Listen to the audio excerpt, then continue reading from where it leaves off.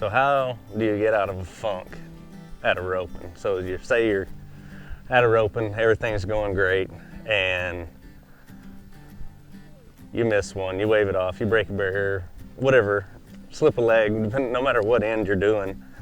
It really doesn't change anything. Everything from then on is mental, unless there was a horse error that caused the problem.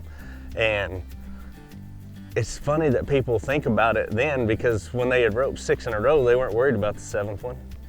You know, so worrying about it's not going to help. But I think there's a few key things that you have to think of every time that you back in the box, no matter what event you're in. You can't have too many things on your checklist or you become mechanical. There's only a couple things that you can think of subconsciously that don't make you mechanical, and hopefully those things lead you into the things that are muscle memory or the things that you've been practicing in the practice pen. But for me, it was what I was going to see on my start, and then it was just focusing on the horns. That was really all. If I was making sure that I wasn't busy in my mind, I didn't overthink anything. I didn't become mechanical. And everything that I'd been practicing in the practice pen was just being able to take over from there. But the main thing is, don't be your own worst enemy. Don't overthink everything. I mean, you're gonna have bad runs at a jackpot, but just because you had a bad run, don't have 3 bad runs trying to get back to where you started or where you want to be. You know, you got to be honest with yourself, and you know, recognize the problem, fix it, but don't give yourself a negative goal going into the box. Don't set in the box saying, don't miss this one. You know, be at least be on your own team, and don't give yourself a negative goal. Like, say, you know what you did wrong, fix it and go on, but don't dwell on that one thing, because it'll come back to get you. The more you think about the monsters, the bigger they get. That's probably the biggest thing that I can tell people once they're in the roping and doing things, is a bad attitude will make you have a long day, because it's hard enough not to beat yourself up anyway, but just to compound it with, can't believe I did that. Everything was going so good, and then here I did this, and you got 2 more partners. You know, judge your day when your day is over, not when you're in the middle of it. Give yourself a chance to be successful. How do you fix without overcorrecting? Well, a lot of things you don't take for granted. You just do what you practice, but you got to be careful that you're practicing the right way too, because if you go to the practice pen and you don't think about anything, you don't put any scenarios on yourself, that's going to make those scenarios feel that much bigger when you go and you're actually in them.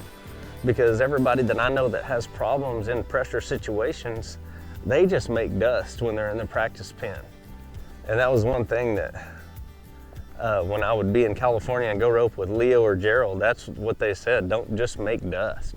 Like, practice with a purpose and try to execute something each time. And if you're executing on a daily basis, it's not such a big deal when you're at the jackpot and say, hey, I've got to go be 9, or I just have to catch, or whatever the scenario is.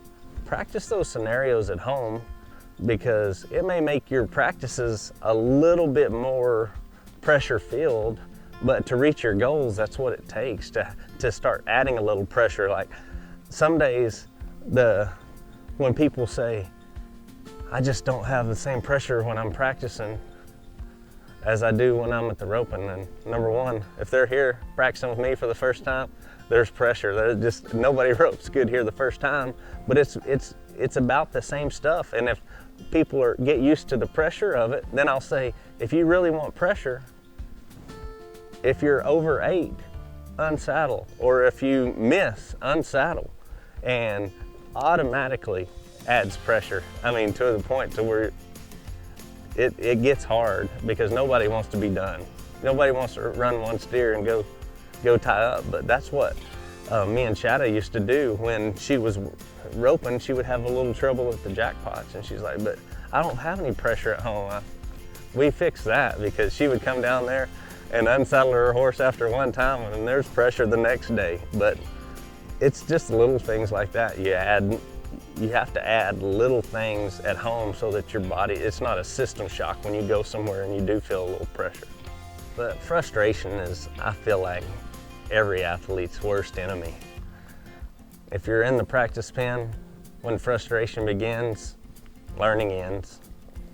You know, when you're at the rope and frustration begins, that usually shows where the end of your knowledge is, you know, and it's just something that once you figure out that there's nothing productive that you can do in a frustrated state, the quicker you'll try to keep yourself out of those things and figure out, how do I keep from getting that way so I can stay productive, whether I'm in the practice pen or whether I'm at a roping.